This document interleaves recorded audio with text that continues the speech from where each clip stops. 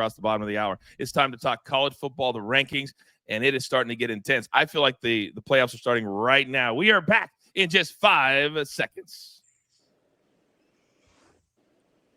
All right, we are back. It is Rant Wednesday. It is a Bounce Back Wednesday here at the Brand. A nice little 4-2 day yesterday. As we cross the bottom of the hour, we'd like to welcome our numbers guy to the program. Rafael Esparza is here. And every Tuesday night, the college football rankings come out. And there is some confusion because of the different rules that are in place. We're going to break it all down for you right here and right now. So, AB, Rafael, Seabass, Tommy, as we look at just the rankings here, and then we'll get into the matchups after the next break. But, AB, here's what the rankings look like. The top 4 teams, Oregon, Ohio State, Texas, and Penn State. But that's not what the buys would look like in the first round. Let's go ahead and show everybody what the first round matchups would look like. And, AB, there's a lot of matchups here that I would absolutely love. But don't you, first and foremost, get the feeling that the playoffs are really beginning right now with 3 weeks and then championship week to go? Absolutely, right? Especially what you just said, championship. Now, for anybody that doesn't understand, you saw the rankings and then you see this, you're saying, well, it looks different. The reason being is that the top 4 teams in the quarterfinals that get a bye are conference champions. You have to be a conference champion to get that bye, okay? So you take a look at the rankings of where really the big controversy came. Tennessee stays the same at 7. Indiana and BYU jump Tennessee. We'll talk about that here in just a second. But then you see the matchups here, and these matchups would be phenomenal. And you see the spreads, hypotheticals on the right. Coach, this would be an awesome, awesome start. But yeah, conference championship games, that's a 13th game with a lot of these teams involved. And especially when you talk about the SEC in particular, SEC and Big Ten, they're going to have a lot of play-in or playoff games, like AB said. Rafael, let me come over to you because Indiana plays Ohio State. We'll get to that matchup coming up in a few minutes. But I know they're going to punch each other out. But the way that certain teams have looked this year, there are wild card spots. So these 4, Ohio State, Tennessee, Penn State, and Alabama, they would have the home games. Can you imagine how great these will be on campus? Because that's what we're going to get.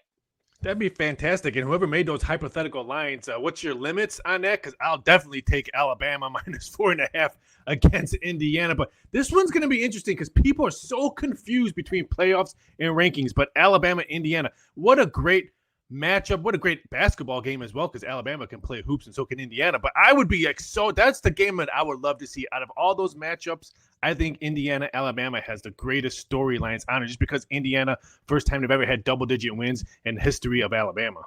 So you see here, and because of who gets the bye, Oregon's undefeated, Seabass, Indiana has got to be feeling the pressure. They're still undefeated, but if they lose this week to Ohio State, now their backs are against the wall. But they've been kind of the darlings of college football so far this season. There's always one, and then the slipper falls off for something at midnight or whatever the Cinderella saying is. But listen, Indiana, they've been playing great. They've been covering spreads as well. So, yeah, interesting matchup there. I'm also looking at that Tennessee-Notre Dame. I know that's AB's team. I'll let him get more into it. But the last time Notre Dame showed up against an SEC team, didn't really go so well for them. I'm just upset there's not more SEC teams in this. Tommy, there was somebody on social media that laid out a scenario that said we're not going to get 6 because somebody else is going to lose. I mean, we got Tennessee playing Georgia this particular week. But how much do you think now, because of how it's shaking out, style points, how you look, even in a close loss, is going to play in for the next 3 to 4 weeks? I think it's gigantic, Coach. The game that really gets me, man, is Ole Miss Penn State, man. Ole Miss beat Georgia, right? Penn State plays great ball. They're going to be home. It could be a really nice, easy way for Penn State to move on in this whole tournament here. There's a lot of good teams in there. Well, that really piques my interest if this all comes through here, man. It's going to be unbelievable. A lot of good teams here, and we'll wait and see what happens. AB, let me ask you this, because two lost teams are going to get in. Do you think there's a scenario that if an SEC team at the top ends up with 3 losses, they could sneak in? Because I think that would be the most probably for the next 5 or 10 years. It'd be crazy to think about, but do you think it could happen?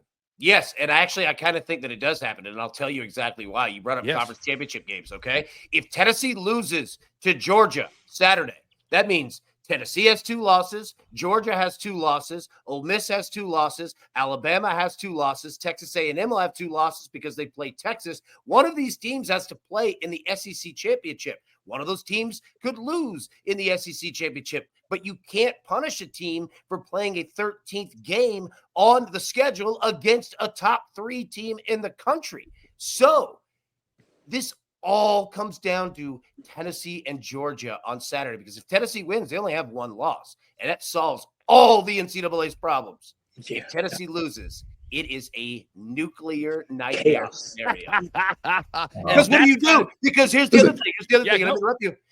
Because Tennessee beat Alabama. Alabama beat Georgia. Georgia would have beaten Tennessee. You've got all of these combinations that you cannot put one over the other. I'm telling you, if Tennessee loses, it is a nightmare scenario. Yeah. Curmudgeon Chris also likes chaos, Chris. So, yeah, love it. I like chaos, Chris, too.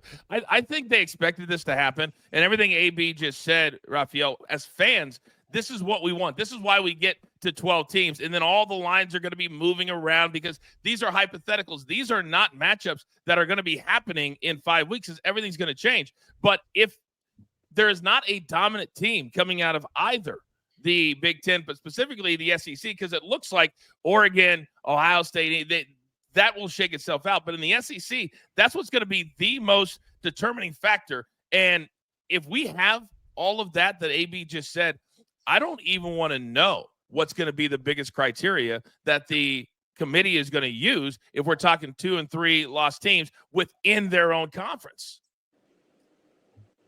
Raphael? Is he frozen? Oh my goodness. Oh. That's 8 memberships, AB. That is eight Look, memberships right there. Put him back on real quick. I think he was asleep. I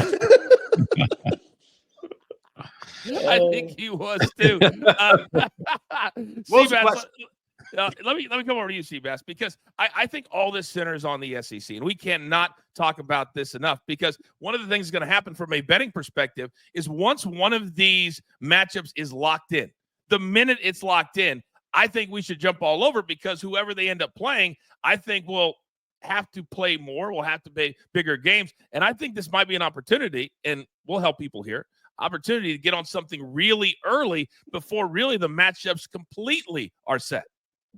Yeah, it's confusing I'm still trying to figure out these numbers, Coach, and how they get where and who's where. But, yeah, there's definitely going to be opportunities, whoever can lock in first, for sure. But I don't know, Coach. I don't understand. I just don't understand. I don't understand.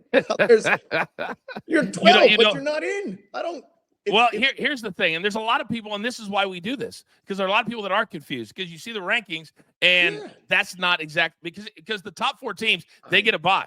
So if whoever wins the ACC, they're going to get a bye regardless of whether or not their ranking is Miami, over a team from the SEC. And that's kind of the issue, AB, is that a team like Miami, who loses last week, they could still win the ACC.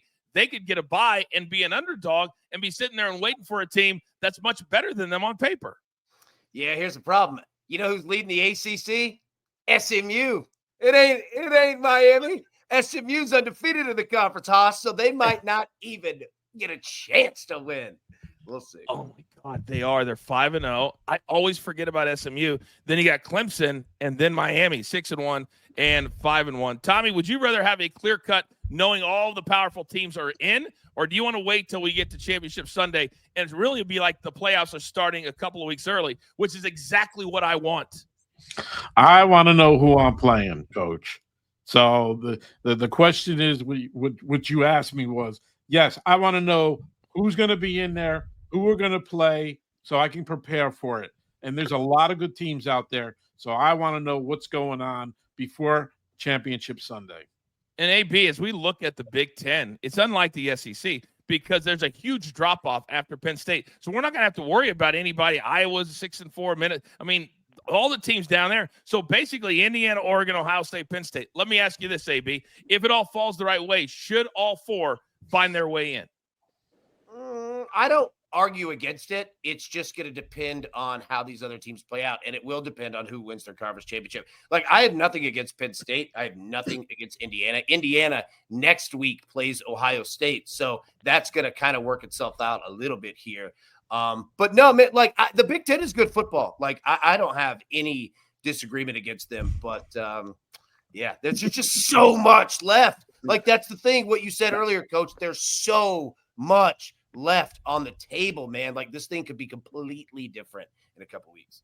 This is what we wanted. How many times do we get guys to November and we go, oh, this damn, excuse me. We get to November, we say, oh, these games don't matter. And then you look at the spreads and it's like 18.5. This is from a betting perspective, everything you could possibly want. I encourage you to come here every single day because we're going to break this all down and also make sure we stay on top of the matchups because they're going to matter so very much. But when you talk about college football, there's the number 2 sports, NFL, in betting, period, and it's not close. They had to fix it. They had to go from 4 to 12, and that's why we focus on it every single Wednesday because it's so important. Now we're talking about tens of millions of dollars as well for each team. So if you're in Indiana, you've never been here before, and you're going into Ohio State, all that pressure is on them this week. AB, if they lose this week, last question, if they lose this week, how close does it have to be for Indiana not to be kind of knocked out of your wild card spot?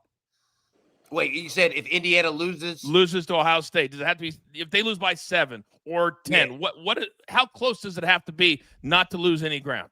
Yeah, so they play next week. They don't play this Saturday. They play the next Saturday. But yeah. Like it would be. I don't think it would crush them, but it would make it much more difficult. I mean, look, Ohio State lost to Oregon.